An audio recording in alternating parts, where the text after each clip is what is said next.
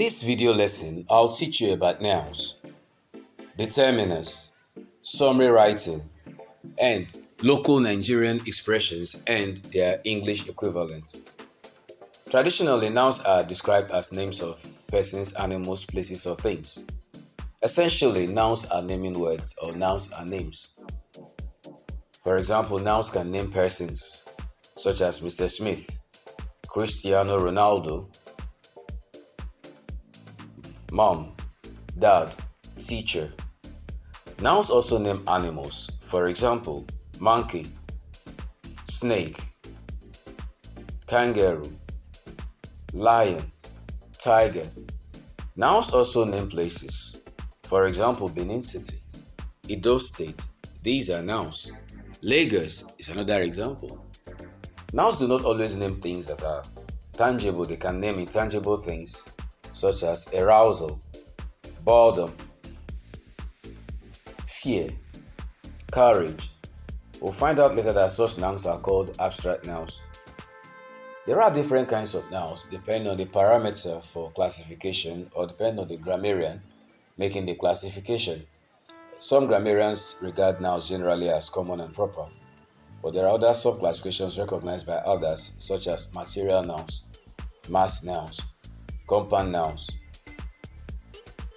uncountable nouns, countable nouns, common nouns, and proper nouns. Concrete nouns and abstract nouns, as well as collective nouns. Kinds of nouns. As I mentioned earlier, some grammarians classify nouns generally into common and proper. Proper nouns are nouns that refer to specific individuals or specific things or specific places. Proper nouns require initial capitalization wherever they occur, and they are usually not pluralized. Common nouns, on the other hand, name things of a general kind.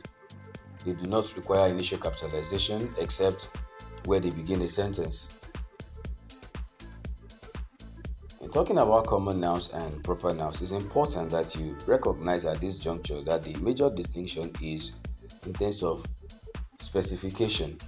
For example, if I say country, that's a common noun. But if I say Nigeria, that's a proper noun. I'm specifying the country in particular. If I say river, for example, that's a common noun. But if I decide to give the name of a specific river, for example, if I say something like Amazon River, I'm talking about a proper noun. So the difference between a proper noun and a common noun is in terms of specificity or specification. Now let's look at types of common nouns. There are different types of common nouns if we decide to classify all nouns into proper and common. So types of common nouns include countable noun, uncountable noun, concrete noun, collective noun, material noun, mass noun, and possessive noun. We also have compound noun and invariable noun. At this point, carry out this exercise. List the types of common noun. Do this in your English language notes as I'll require it of you in class. Countable nouns are things that can be counted directly, whereas uncountable nouns cannot be counted directly. They can be counted by imposing countability by means of a partitive, that is a unit of measurement. That's why we can say a bag of rice, 4 bags of rice. That unit we have used to count is referred to as partitive. Concrete noun on its own has to do with things that we can perceive with our 5 senses. We can perceive it with the sense of touch, smell, or taste. It's a concrete noun. Abstract nouns cannot be perceived by the 5 senses. They name things that lack tangible existence, such as friendship, elation, camaraderie, advantage, goodness, bravery, and others. Collective nouns refer to things that are actually comprised of a group but considered as a unit, referred to as a single unit. It is common for collective nouns to agree with singular verbs, except in terms of when the speaker uses it in a notion that is plural. So that's why notional concord has to do with collective nouns sometimes. We have material nouns. Material nouns name the substance from which something is derived. For example, gold, copper, wood, paper. These are examples of material nouns. We also have mass nouns. Let's not be confused here. Mass nouns are the same thing as non-count or uncountable nouns. They are nouns that we cannot count directly, such as bread and spaghetti. We can make mass nouns countable by imposing countability on them by means of a partitive. Partitive rather is a unit of measurement, such as a piece of cake, a loaf of bread. Possessive nouns, just like possessive pronouns, indicate possession.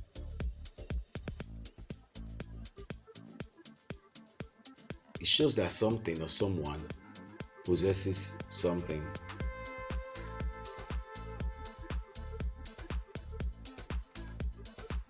For example, parrot's eye means that the parrot possesses an eye. Compound nouns are made up of two words. For example, seafood. The word sea and the word food comprised the word seafood. There are three kinds of compound nouns: the ones that are joined, the ones that are hyphenated, and the ones that are separated.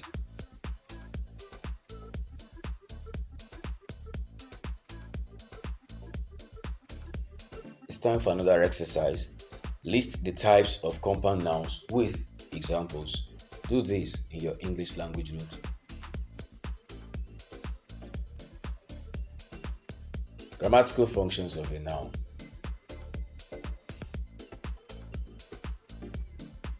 Nouns perform roles in sentences. These roles are called grammatical functions. Nouns can act as the subject of a verb. In the sentence, Putin invaded Ukraine. Putin is the subject of the verb invaded. In Peter kicked the ball, Peter is the subject of the verb kicked.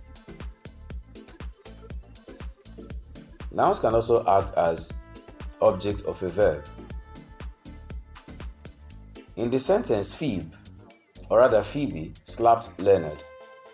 Phoebe is the subject of the verb slapped. Nouns can also act as appositives.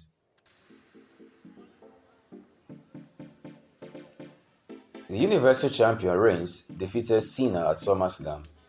Reigns is acting as an appositive to the Universal Champion.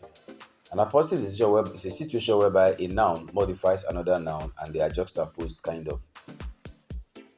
Nouns also act as object complements. Americans elected Biden president. President is complement of the noun, or of the noun Biden, and Biden is acting as the object of the verb elected. Nouns also act as complements of the subject. Remember that complements refer back to the subject. They are co-referential. The complement and the subject are co-referential. In this context, Superman is the complement of the subject, Carl. Object of a preposition. Polo Cruz is from Nigeria. Nigeria acts as the object of the preposition from. The object of a preposition is a noun or a pronoun that is attached or that comes after the preposition. Nouns also act as vocatives. For example, thank you, doctor. Doctor there is acting as a vocative or as a direct address. When you make this kind of expression, you are using a noun as a vocative. At this point in time, There is another exercise I would like you to take note of and carry out in your English language note. State the grammatical functions of nouns with examples. In this segment of this lesson, we'll look at determiners. What are determiners? Determiners are words or group of words used before nouns.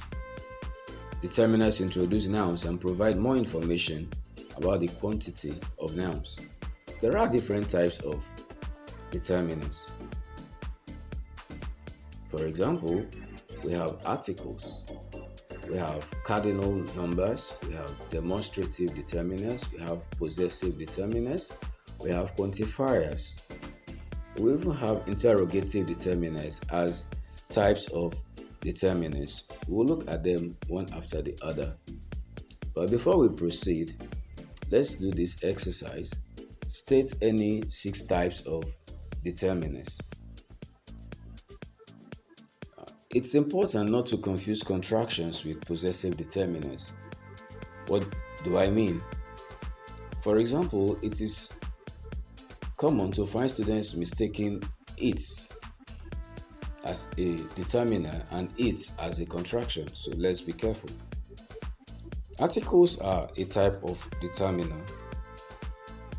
We also have quantifiers as a type of determiner. Quantifiers actually indicate quantity or amount of something, and usually they occur before nouns. Quantifiers indicate how much or how little of the noun that is being discussed. They essentially indicate quantity, and some quantifiers include few, a few, many, both, either, and none. Let's talk about interrogative determinants. Interrogative determinants formulate direct or indirect questions and exclamations. There are 3 common ones: what, which, and whose. Next, we look at possessive determinants. They are actually possessive pronouns that are used as adjectives. They express possession. Cardinal numbers are also examples of determinants. They indicate quantity. Ordinals too are not left out in the group of determinants, as ordinals indicate position, order, or sequence or distribution.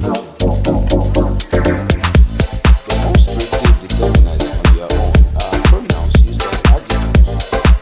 They are demonstrative pronouns used as adjectives, where the speaker can point to the item they mean. Essentially, they are more specific than attributes. Let's consider summary. We'll look at basic steps in summary writing. Remember that summary is all about the main ideas.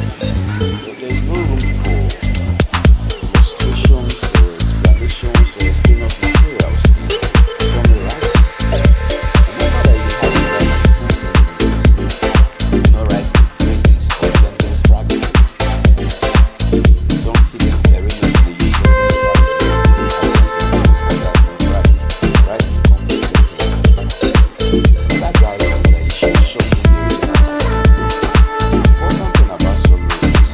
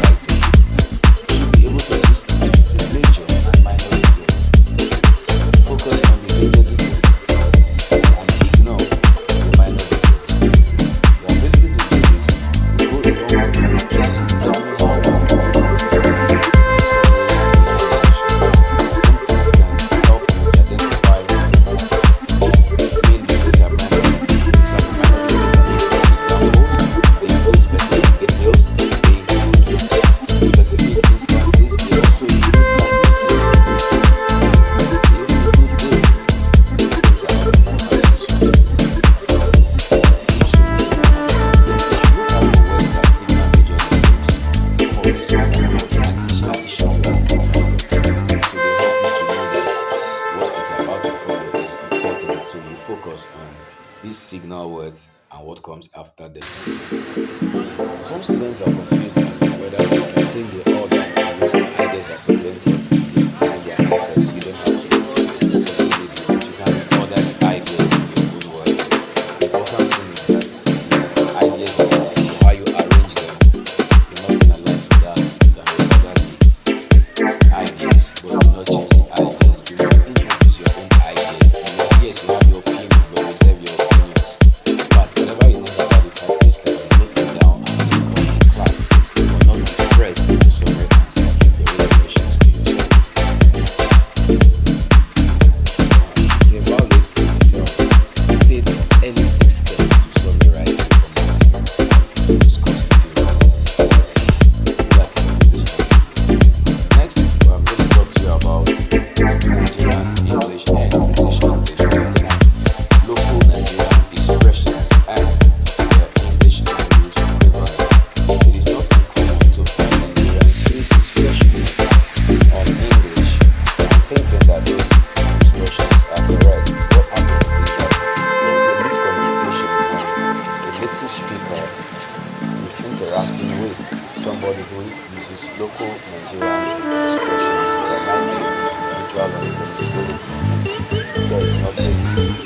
So it's important to distinguish between what's right and what's wrong in terms of Nigerian expressions and foreign or rather British expressions. For example, Nigerians will say grind get pepper. It's not grind get pepper. The right expression is ground pepper. Ground pepper. In local Nigerian English, people say pepper soup. But in British English, the standard expression is peppered soup. And the Nigerians usually say face cap. Face cap. It's not face cap. It's face cap. Face cap is spelled as F-E-Z. Face cap. It's not face cap. This African delicacy is referred to by Nigerians as pounded yam. It's not pounded yam. It's pound yam. Pound yam. That's the correct expression. Nigerians usually say bab or to bab my head. That's wrong. The right expression is baba. I want to baba my head.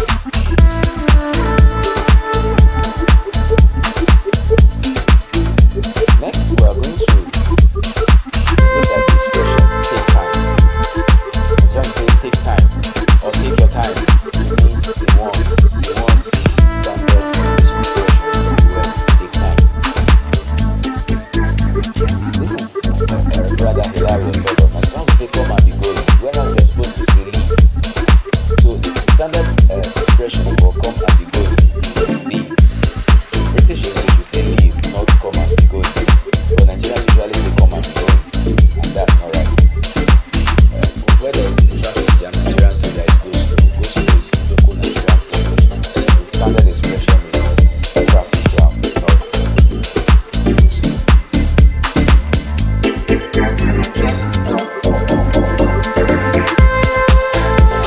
Believer is what Nigerians use when they want to refer to being dead. The right expression is to say dead, not to believer. If she gave birth to a baby boy, or she gave birth to a baby boy. Nigerians say good for you when they actually meant to say I told you so. So the standard expression for good for you is I told you so. Finally, we look at salt. Salt. Nigerians use the word salt to mean the word bribe. So Nigerians will say he asked me to salt him. That means he asked me to give him a bribe. So the word salt means bribe in British English.